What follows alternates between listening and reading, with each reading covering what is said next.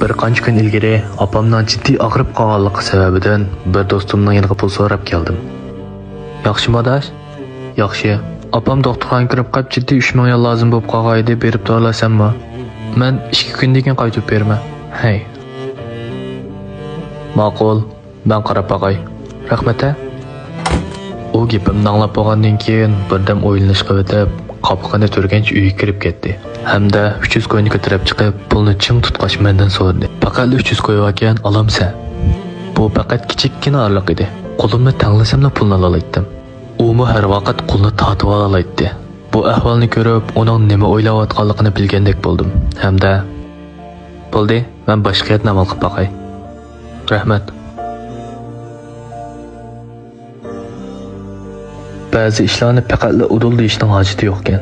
Sizga haqiqiy yordam qilishni, bir narsa berishni xohlaydigan kishilar azaldan sizdan olamsa, ammamsa deb so'ramaydi. U sizdan olamsa deb so'ragan vaqtda rad qilish eng yaxshi tanlash. Sizmi boshqalardan nahaq azor yeb qolmaydisangiz, birasi uchun qurbonlik bermang. Birasidan yordam so'ramang. Ota-onangizdan boshqasidan undoq cho'ng umidlarni kutmang. 快手，拥抱每一种生活。